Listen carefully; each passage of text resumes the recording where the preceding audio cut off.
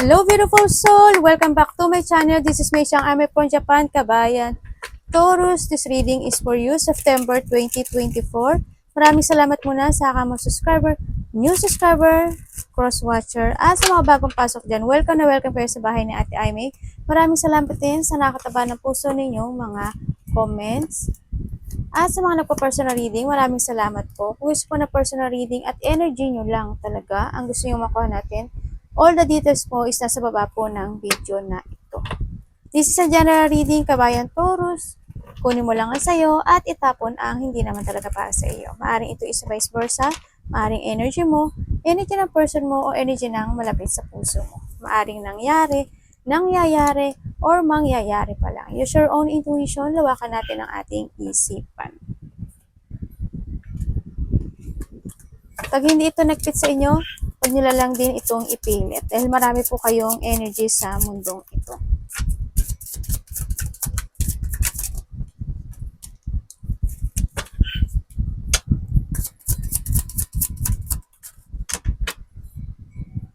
Hoy, may mga conflict ako nakikita, may mga pag-uusapan, debate, may mga pain ako nakikita sa iyo by September.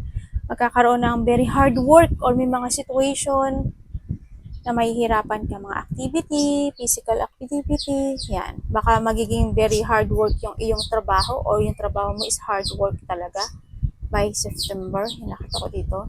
And with the start, yan, may mga movement, change, there's a new beginning. Ako nakita, maaaring mga new beginning of ideas, may transformation na magaganap sa iyo. No, may mga transition, flexibility. And syempre, we have the moon. Yan, baka iba sa inyo, hindi kayo mapagkakatulog. Yan, may mga makakaramdam na kayo ng mga emotion.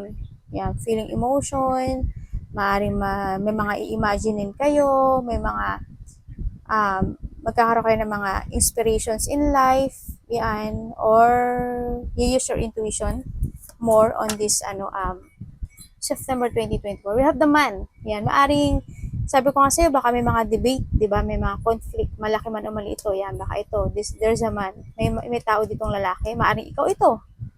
Di ba? Maaring kakilala mo, kasama mo sa trabaho, kapatid mo, tatay mo, kung sino man siyang man na to. Maaring may mga quarrel, questioner, maaring ito yung tao na makikipag-debate sa'yo o mag-a-abuse sa'yo, yung mga ganun. Kung sino man tong lalaki na to sa buhay. Kung sino siyang related. Ang anak.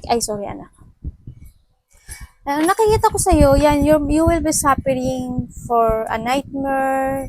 So, magsasuffer ka sa takot, pag-aalala, mga hindi ka nga makatulog, may insomnia, mga ganyan. Ako nakikita sa iyo.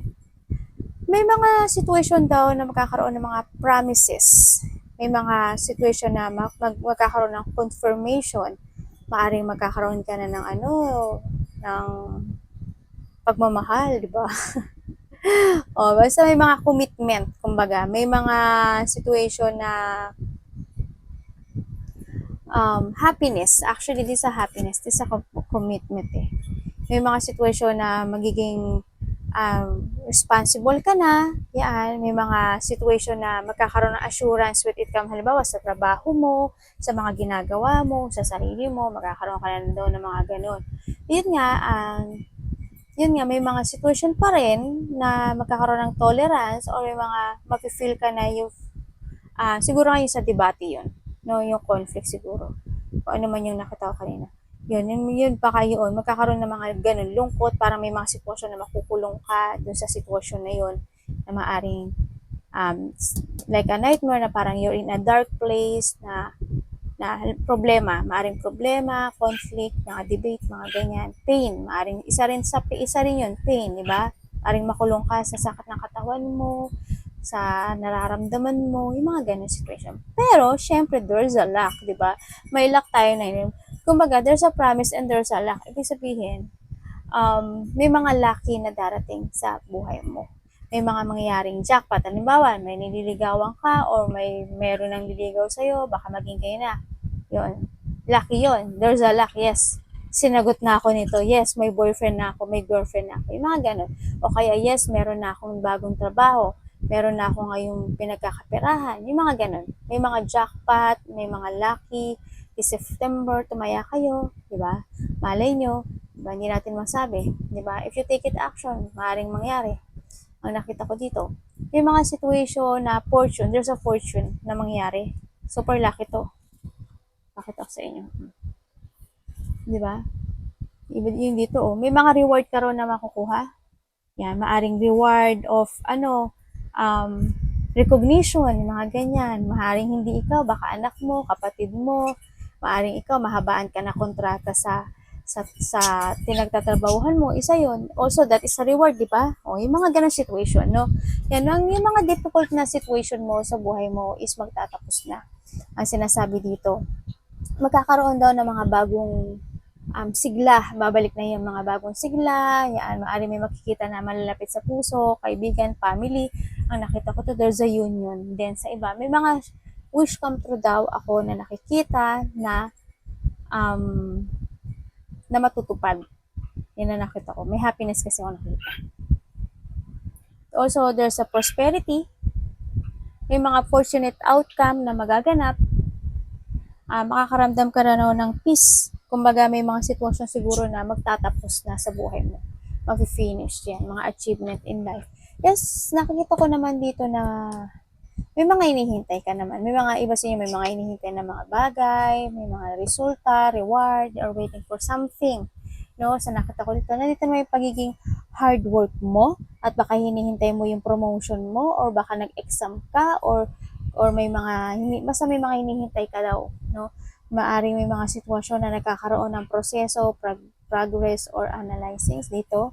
It comes sa yung trabaho or mga gagawin mong business, pagkakaperahan, activity, yung mga ganyan. Yung iba siguro sa inyo,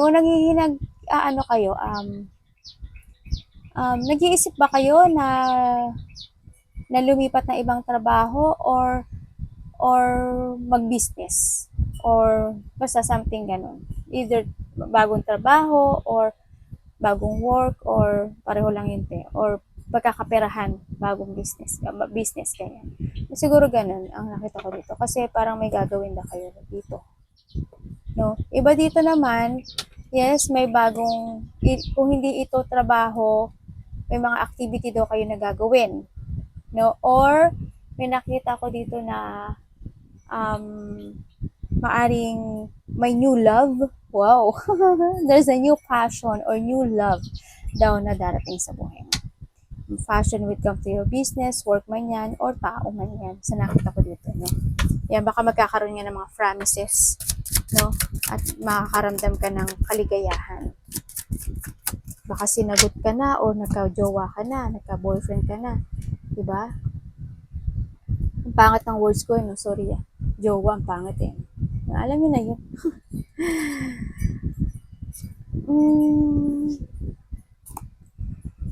May sitwasyon okay. May mga sitwasyon ako na nakikita sa iyo na medyo may mararamdaman ka daw na hindi maganda when it comes to yourself. Siguro stress, depression, pag-aalala, takot, mga ganun. Or kaba. Ako nakita na ang tagal mo na sigurong kinikintim or meron ka sitwasyon na hindi mo talaga pinapaalam sa iba na ganun yung dinaraanan mo. Kumbaga may mga sitwasyon pa siguro na o mga tension na hindi pa natatapos siguro, hindi na doon ka doon, or kaya may mga takot kang nararamdaman na hindi mo sinasabi sa iba, pag-aalala, mga ganun. Kinikimkim mo lang. May mga feelings ako na matagal mo na kinikimkim or hindi mo, o kinikimkim mo lang. Hindi mo sinasabi sa iba. Maring napapagod ka na pala, hindi mo pa sinasabi sa iba, mga ganun.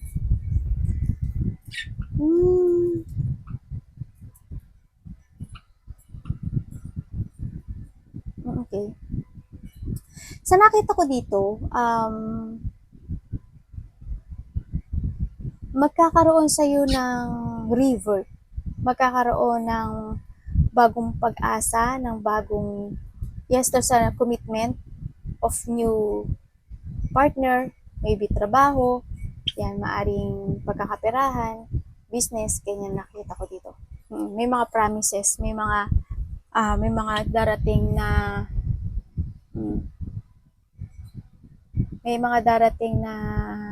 new beginning na minamanifest mo. Diba, nagmamanifest ka ng ng bagong trabaho, bagong business, pagkakapirahan yan. Darating na siya. No, darating siya. And then, kung sa love life daw, meron ka na rin pinahahalagahan na tao na mahalaga sa'yo. Yun ang nakikita ko dito. Kaya nararamdaman mo na ngayon na parang yun yung person or yun yung situation na maaring isa yun sa makakapagpapahil sa'yo. Diba? Halimbawa, broken hearted ka, ganyan. Tapos may darating na bagong opportunity sa'yo. Either trabaho yan, pagkakapirahan, or love life man yan. Yun yung makakapagpahil daw sa'yo. And then nakikita ko naman, there's a rebirth, there's a new beginning. Kumbaga, meron ng kaliwanagan na ako nakikita sa'yo. May mga hinihiling ka actually sa taas no, na minamanifest. Then, ibibigay daw niya yun. Magkakaroon daw sa'yo ng new journey this September, ang nakita ko. Pero ang sinasabi dito, meron ka daw mga idea na gusto mong gawin na kailangan mo daw i-pursue. Kasi there's a victory and success ako nakita. May nakita rin ako dito na makikipag-communicate sa'yo or ikaw ang makipag-communicate, maaaring may magtatapat or may sasabihin siya. Yun ang nakita ko. Kasi we have the promises, diba? May mga commitment, kumbaga. There's a prosperity, abundance, ang nakita ko dito. Yung iba naman sa inyo dito, siguro may mga idea ikaw na naiisip na magiging practical ka na. Magsisimula na yung pagiging practical na tao mo. Ganyan. Tama ba yung Tagalog ko? Yung magiging practical mong tao. Yun. Baka mag-uumpisa na kayo sa ganun.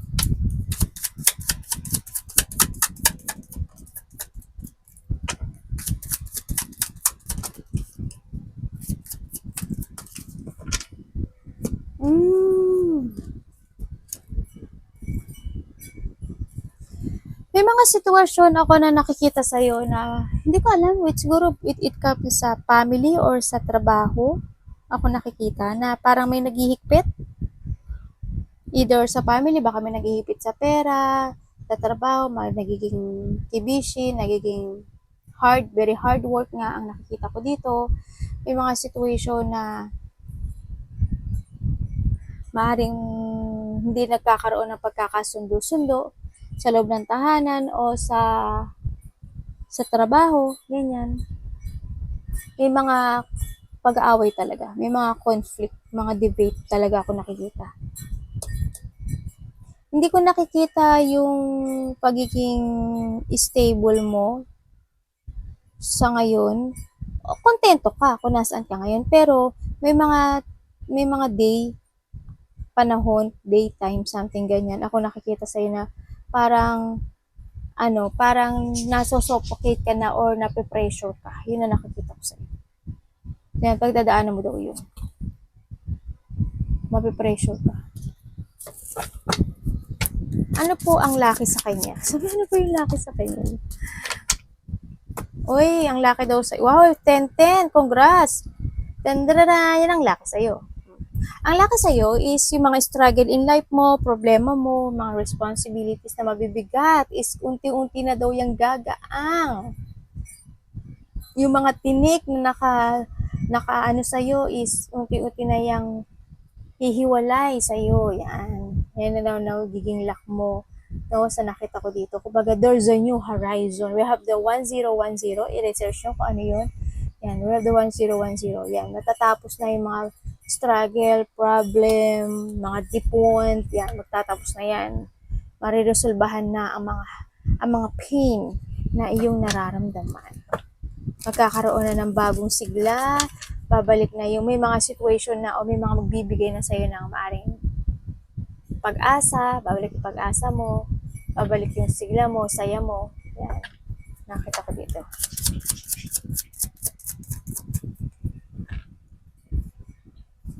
Basta yung yung iba dito, you need to continue lang dun sa goal mo ha, huwag kang hihinto kasi nakikita ko magtatapos na siya.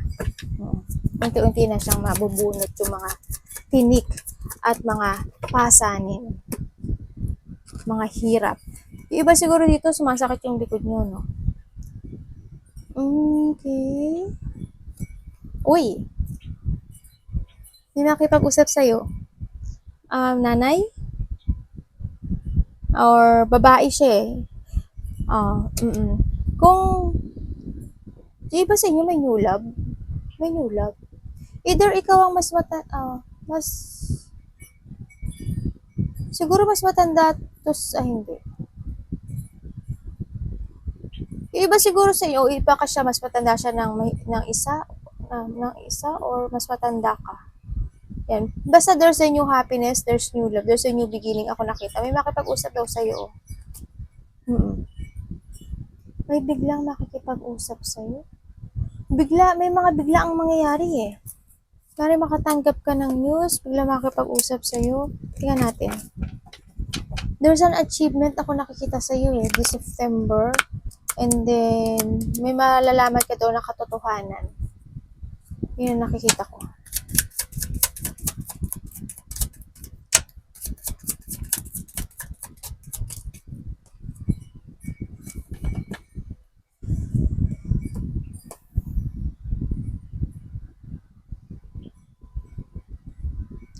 Siguro yung iba sa inyo dito, mas more nyo daw mamahalin or pahalagahan yung sarili nyo.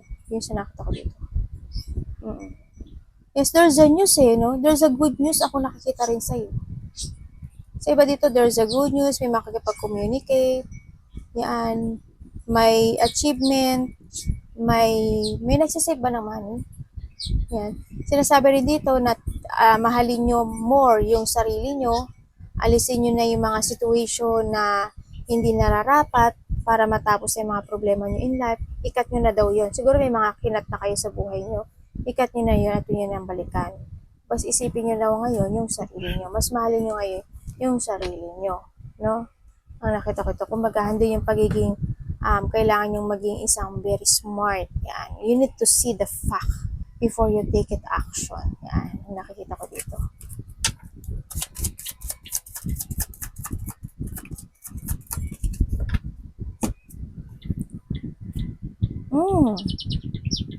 Uy, yung hinihintay nyo,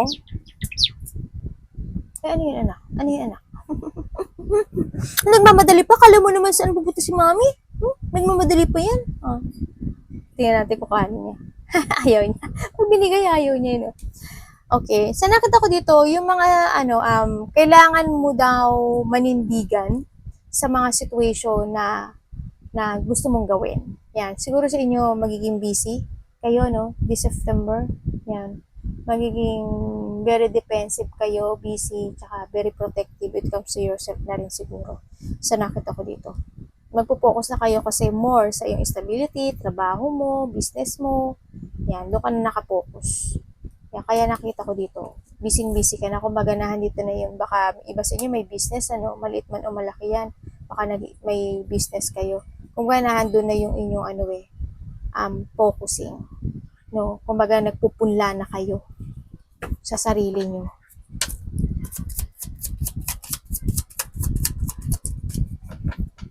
May sinusuportahan ba kayo? Parang may sinusuportahan kayo.